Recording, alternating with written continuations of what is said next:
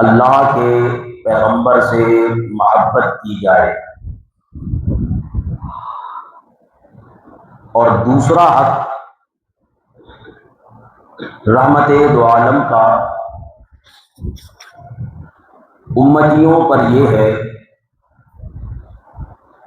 کہ پھر اس محبت کا تقاضا یہ ہے کہ ہر حال میں اپنے محبوب کی اطاعت کی جائے۔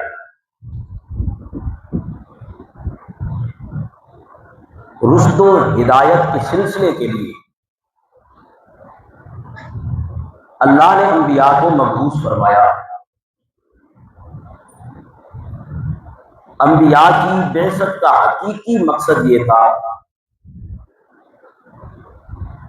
کہ دنیا کو یہ باور کرایا جائے تم خواہ مخواہ اس دنیا میں تشریف نہیں لائے، یا تم خواہ مخواہ عبث پیدا نہیں کیے گئے۔ ما خلقنا السماء والارض وما بینہما لاعبین، آسمانوں کو اور زمینوں کو اور ان کے درمیان کے انسانوں کو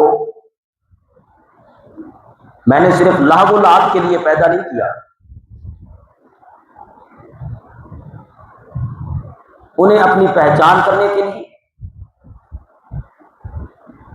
انہیں اللہ ہی کی عبادت کرنے کے لیے،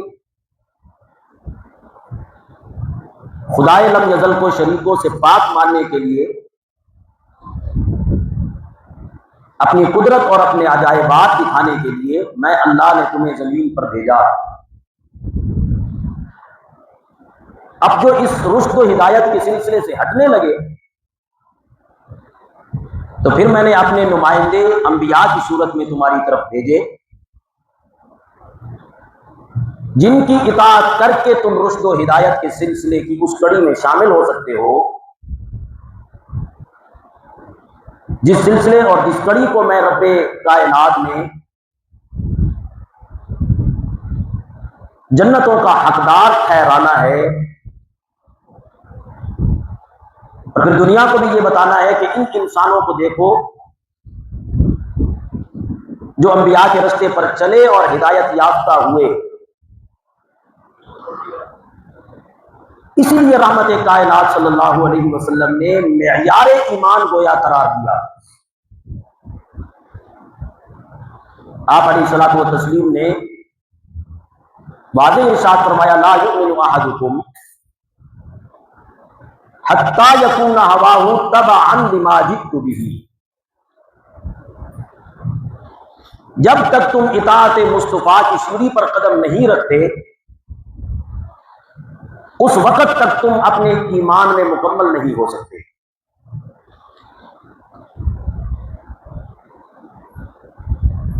اور پھر اس بات کا عملی نمونہ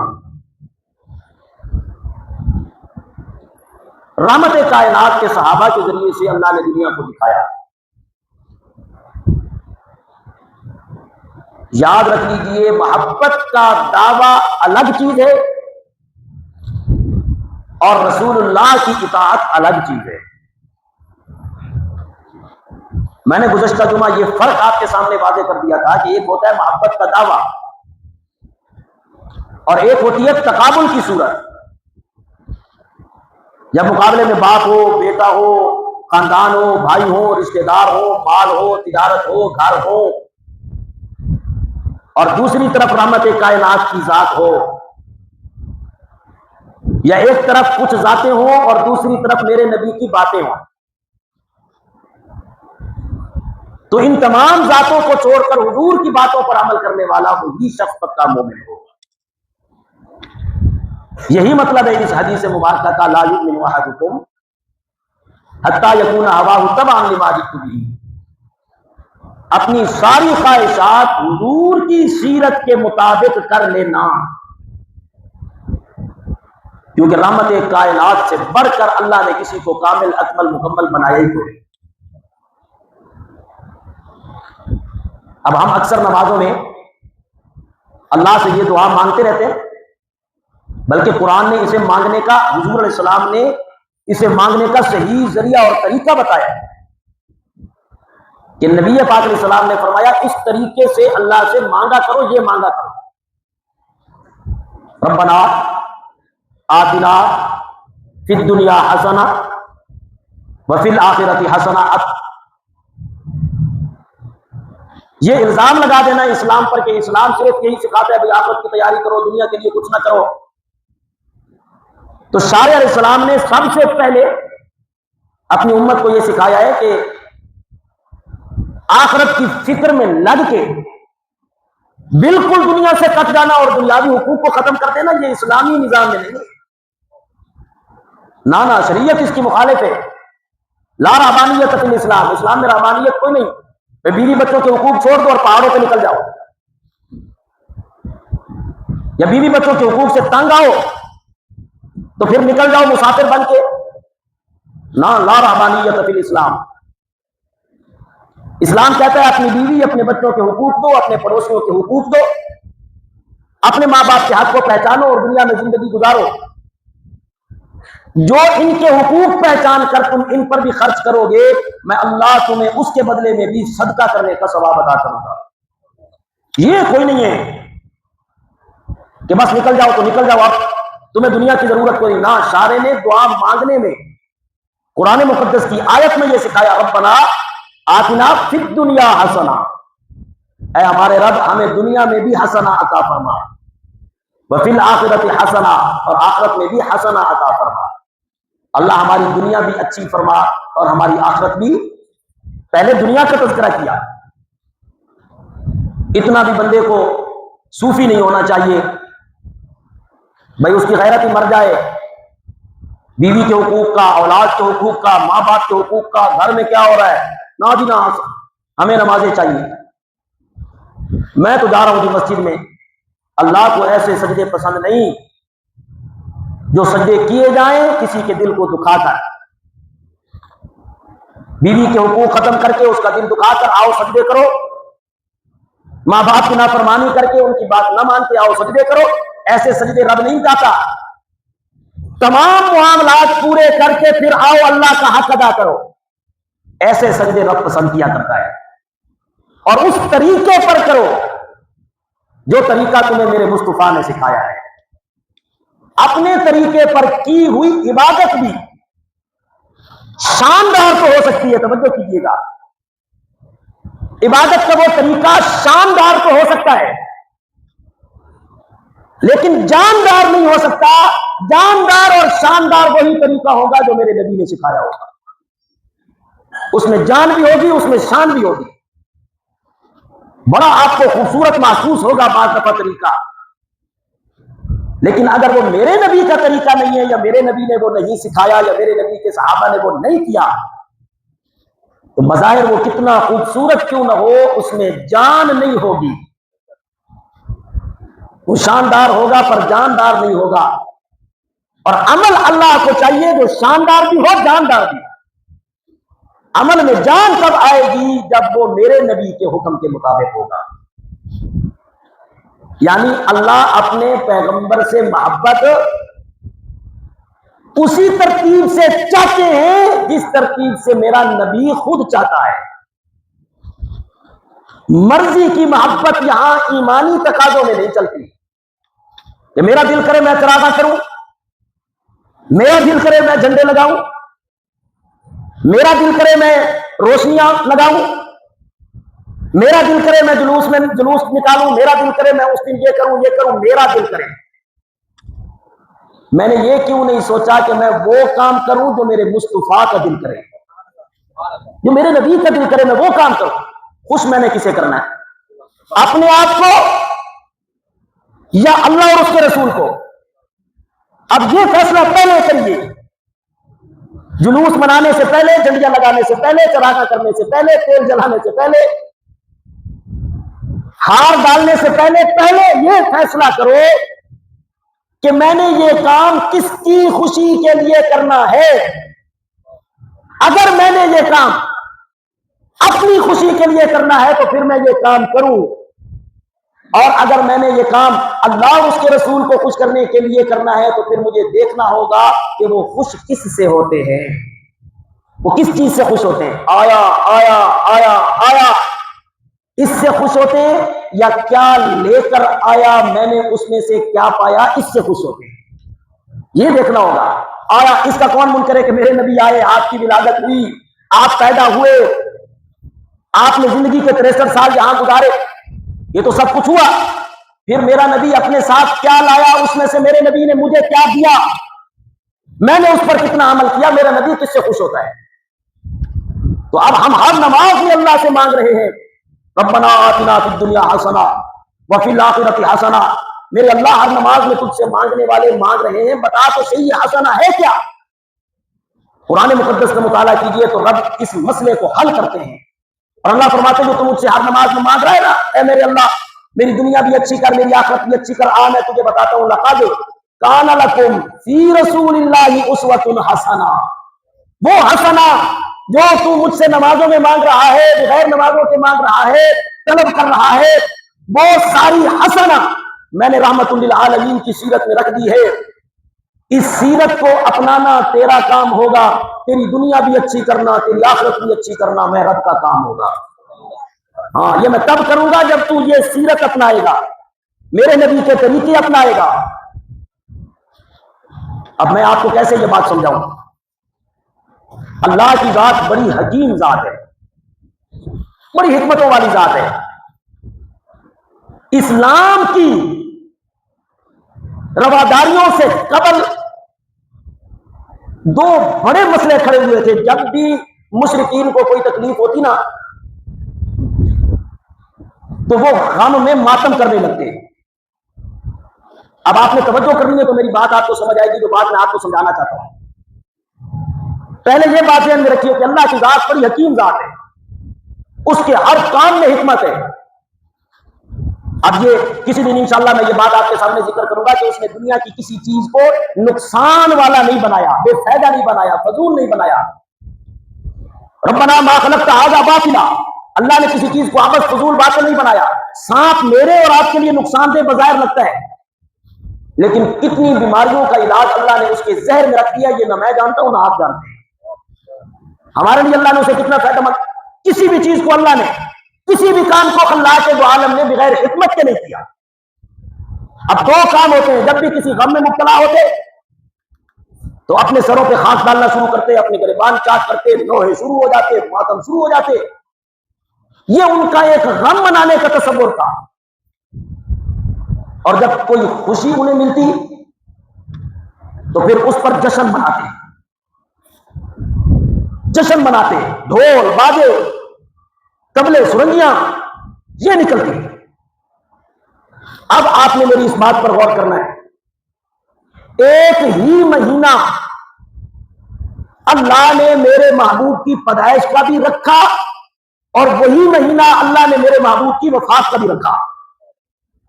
ایک ہی, چلے تاریخیں مختلف ہے, کچھ 8 ربیع الاول, 9 ربیع الاول, 12 ربیع الاول, 17 ربیع الاول بھی آیا,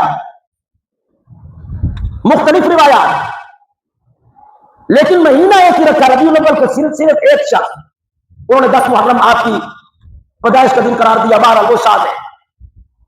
باختلاف روایات ایک مہینہ, اسی مہینے میں پیدائش بھی رکھی, اسی میں آپ کی وفات بھی رکھی. اللہ بڑی حکیم ذات ہے, آپ کی وفات اور آپ کی پیدائش کا ایک مہینہ بنا کر اللہ جہالت کی 2 رسموں کا خاتمہ کرنا چاہتے ہیں.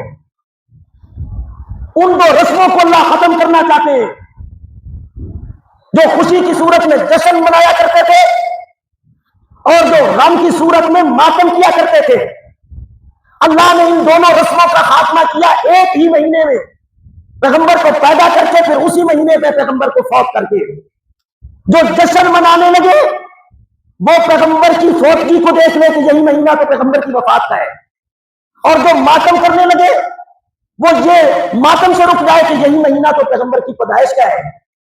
آپ کی پیدائش کی خوشی ماتم نہیں کرنے دیتی اور آپ کی وفات کا غم جشن نہیں کرنے دیتا. رب مسئلہ سمجھانا چاہتے ہیں, میں ان دونوں رسموں کا خاتمہ کرنا چاہتا ہوں اپنے پیغمبر کو ایک ہی مہینے میں آپ کی ولادت کر کے, آپ کی وفات کر کے, کہ دنیا جشن سے اور ماتم سے باہر آئے, دنیا صبر اور شکر کو اپنائے. کہ جب اس پر کوئی غم آ جائے تو وہ اس کے نام پہ صبر کرے, اور جب میرے نبی کی ولادت کی خوشی دیکھے تو اس پر اللہ کا شکر ادا کرے. یہ اب انسان اس خوشی کو منائے اس طریقے سے جس طریقے سے رحمت دو عالم صلی اللہ علیہ وسلم کا حکم ہے۔ میں نے عرض کر دیا، میں پھر اپنی بات کی طرف لوٹ رہا ہوں۔ یہ جلوس نکالنا، یہ خوشیاں منانا، یہ چراغاں کرنا، یہ لائٹیں لگانا، خدا کی قسم میں تو حیران ہوں اپنے ان نوجوان بھائیوں پر۔ اور اصل ہمیں شکریہ ادا کرنا چاہیے چائنیز کا۔ اگر چائنا والے یہ لائٹیں نہ بناتے، وہ لڑیاں جڑی بنی ہوگی، تو پھر شاید ہم اپنے نبی کی خوشی منا ہی نہ سکتے۔ جب تک وہ لائٹیں نہ لگے میرے خوشی کا اظہار، تیرے دل میں جو لائٹ قرآن کی صورت میں رب نے روشن کی تھی، تو اس کی طرف کیوں نہیں آیا؟ تو نے اپنے گھر کی دیواروں کو روشن کیا، چراغوں کو روشن کیا، اپنے دل کو روشن کیوں نہیں کیا پیغمبر کی اطاعت کر کے؟ کیوں؟ میٹھا میٹھا ہاتھ ہاتھ اور کڑوا کڑوا تھو تھو، چوری دے کھانے والے مجنو مت بنیے، خون دینے والے مجنو بنیے کہ اسلام کی بنیادوں کو اللہ نے خون سے، قربانیوں سے سینچا ہے۔ اسے آسان پیرائے میں گھر کی دیوار روشن ہو گئی، گھر روشن ہو گیا، دیواروں پہ لائٹیں لگ گئی، اس سے میرا نبی خوش ہو گیا۔ نماز کوئی نہیں پڑھی، زکات کوئی نہیں ادا کی، سجدہ کوئی نہیں کیا، صدقہ کوئی نہیں کیا، اللہ کو راضی نہیں کیا، غیروں سے مانگا، رب کے دروازے پہ آ کے جھکا نہیں، پیغمبر کی بات مانی نہیں۔ اور کتنا سوکھا اور آسان رستہ ہے، گھر روشن ہو گیا، چراغاں ہو گئی، بازار سج گئے، گلیاں سج گئی، اور اس سے میرا نبی خوش ہوا؟ نہ، اس سے میں خوش ہوا، میرے بچے خوش ہوئے، میرے گھر والے خوش ہوئے۔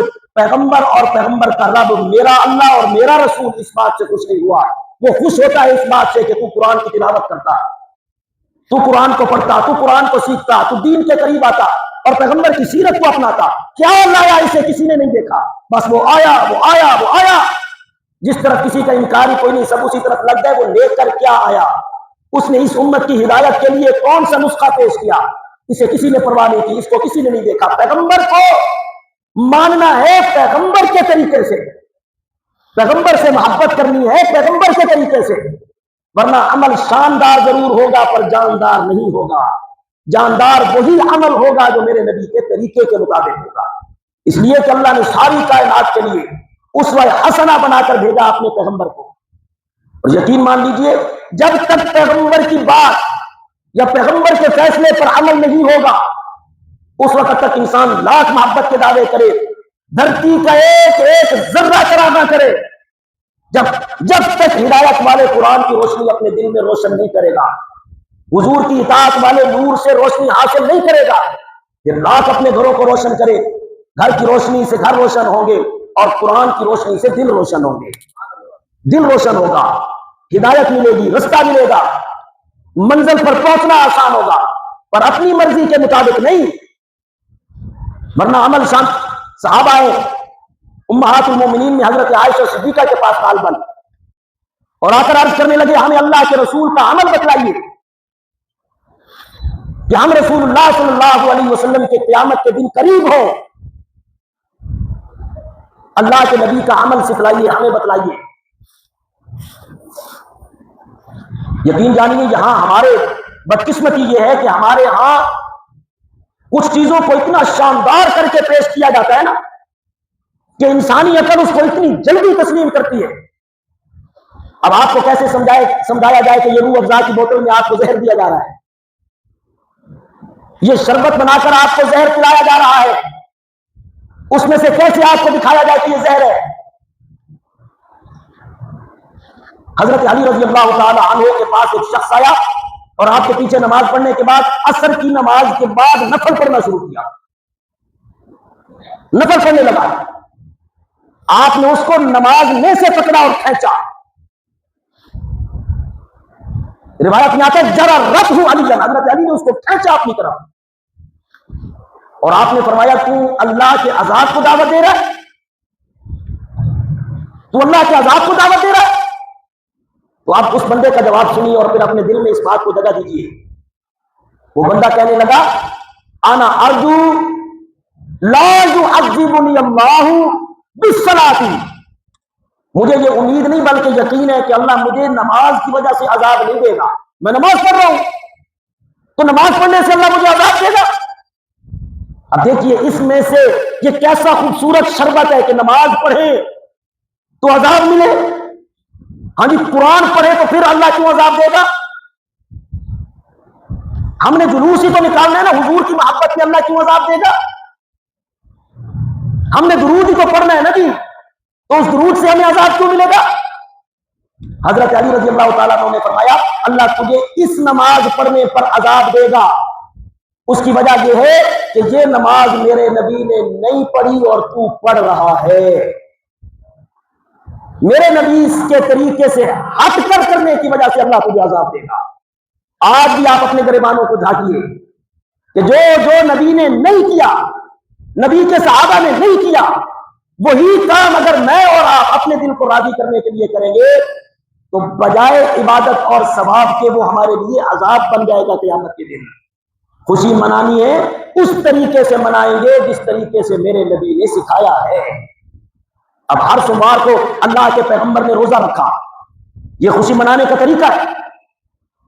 نبی پاک علیہ السلام سے پوچھا جائے یا رسول اللہ آپ کیوں روزہ رکھتے ہیں سوموار کو؟ تو نبی پاک علیہ السلام نے فرمایا میں اس لیے روزہ رکھتا ہوں کہ اس دن مجھے اللہ نے پیدا کیا تھا، اس دن مجھے میرے رب نے پیدا کیا تھا، اس پیدا کرنے کی خوشی میں کیا رکھتا ہوں؟ بلند آواز سے روزے میں کھانا پینا ہوتا ہے، روزے میں سبیلیں لگتی ہیں، روزے میں شربت بانٹے جاتے ہیں، روزے میں جوس کے ڈبے پھینکے جاتے ہیں، روزے میں یہ سارے کام نہیں ہوتے۔ روزہ رکھا جاتا ہے صبح سے لے کر شام تک آپ کچھ کھا پی نہیں رہے ہو۔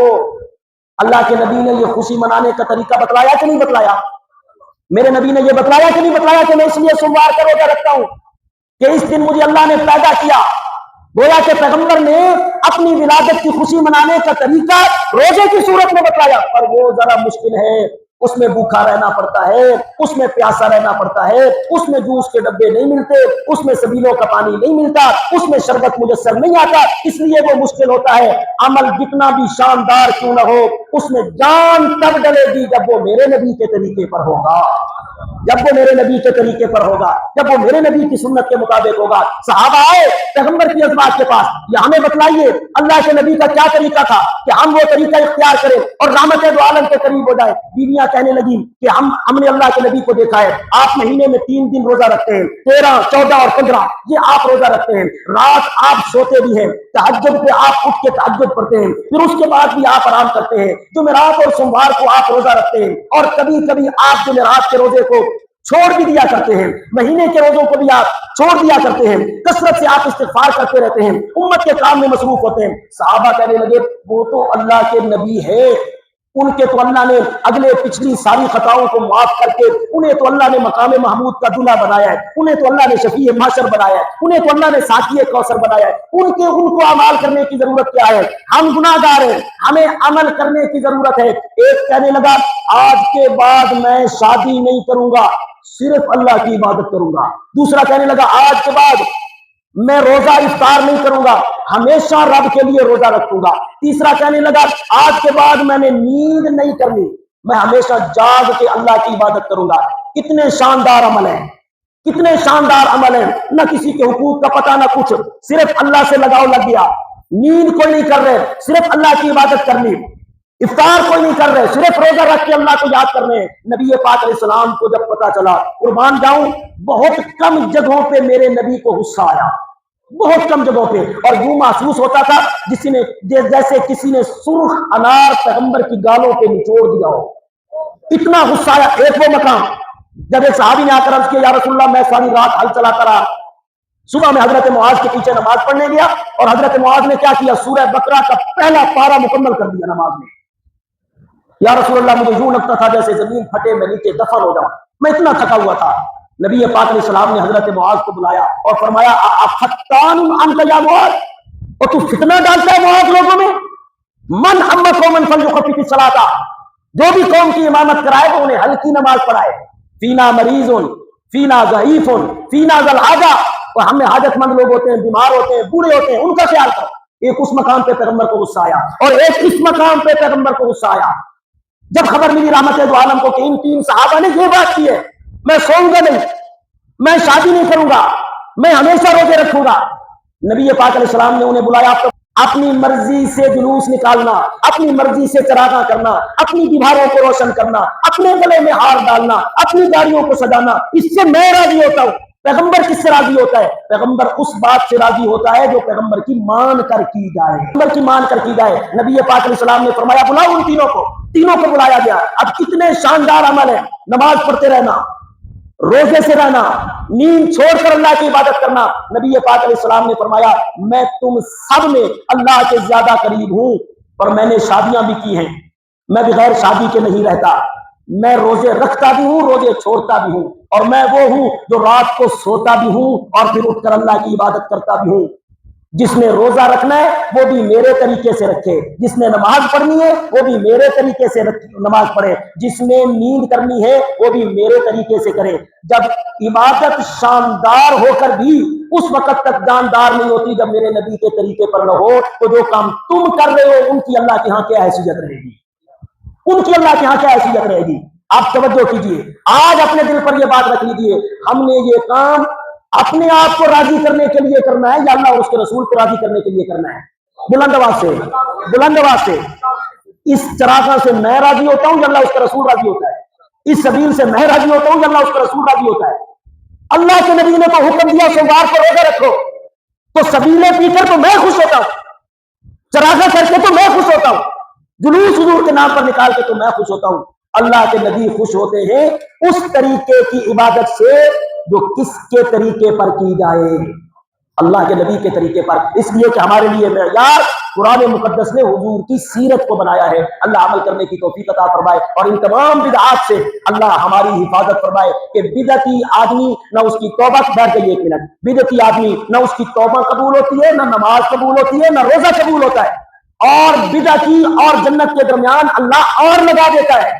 نبی پاک علیہ السلام نے فرمایا لا تشاربوہم ولا تجالسوہم ولا تناکحوہم، ان لوگوں سے نکاح بھی نہ کرو، ان کے ساتھ سلام بھی نہ کرو، اور ان کے مجلس میں بیٹھ کر پانی بھی نہ پیو، اس لیے کہ انہوں نے اللہ کے قانون کے مقابلے میں نیا قانون بنایا ہے، حضور کے دین کو چھوڑ کر نیا دین اپنایا ہے، اور قیامت کے دن ان لوگوں کی سفارش بھی میرا پیغمبر نہیں کرے گا۔